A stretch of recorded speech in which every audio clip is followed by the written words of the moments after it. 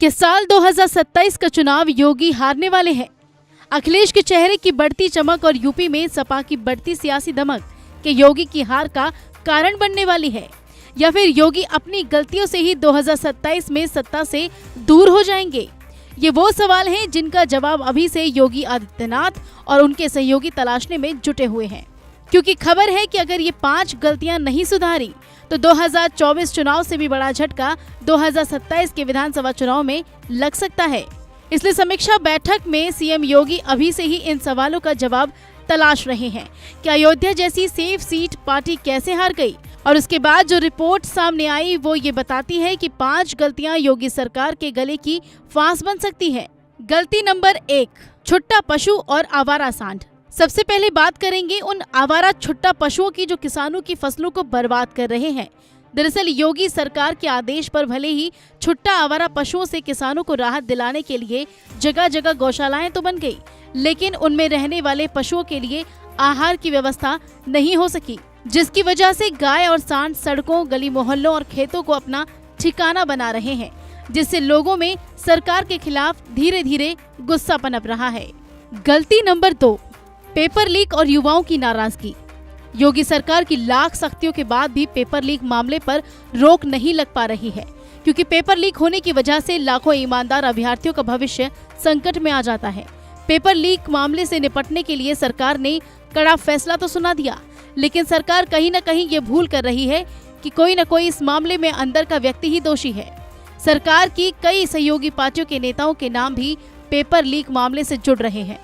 पिछले कुछ सालों की अगर बात की जाए तो लाखों अभ्यर्थियों का भविष्य दांव पर लग चुका है। नीट 2024 में भी 23 लाख से ज्यादा उम्मीदवारों का भविष्य दांव पर लगा है। उत्तर प्रदेश में 2023 कांस्टेबल पेपर लीक मामले में 46 लाख उम्मीदवारों को प्रभावित किया था। ये मुद्दा इतना बड़ा है कि 2024 के चुनाव में भी बीजेपी को नुकसान युवाओं की नाराजगी से ही हुआ है। गलती नंबर 3, बढ़ती बेरोजगारी। मांग और आपूर्ति, बढ़ती बेरोजगारी, युवाओं में बढ़ती हताशा, कमजोर और लीक सिस्टम, ये वो कारण हैं जो सिस्टम को लाचार कर रहे हैं।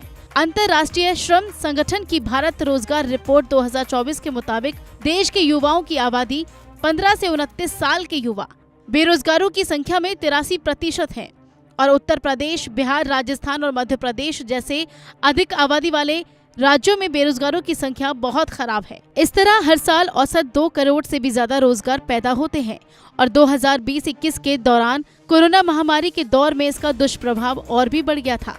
सरकार को इन लोगों तक रोजगार पहुंचाने और बढ़ती जनसंख्या की ओर ध्यान देने की जरूरत है। गलती नंबर 4, अफसरशाही और मनमानी। शासन में ऊंचे ओहदे पर बैठे अधिकारियों को कामकाज के लिए रखा गया है, लेकिन गुणवत्ता पर ध्यान देने की जगह ये अफसरशाही के दलदल में घिरते जा रहे हैं। यहाँ बात चाहे शिक्षा की हो या किसी भी सरकारी विभाग के कार्यालय की, हर जगह लेन देन की व्यवस्था इतनी ज्यादा हो गई है कि हर विभाग में अफसरशाही की पोल आए दिन खुल ही जाती है।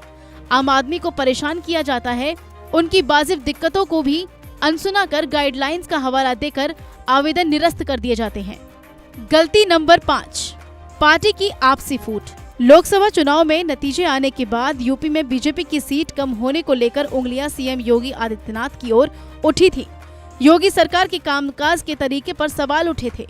कहा यह भी गया था कि योगी की ब्रांड वैल्यू अब कम हुई है। हालांकि लोकसभा चुनाव के लिए उम्मीदवार चयन में सीएम योगी की सीधी भूमिका भी नहीं थी। बीजेपी की हार के पीछे पार्टी में छिपे वो नेता हैं जो गमछा तो भगवा का पहनते हैं, पर दिल में हाथी होता है या साइकिल पर सवारी करने का सपना देखते हैं। बहरहाल बीजेपी की तैयारियों को आंका नहीं जा सकता।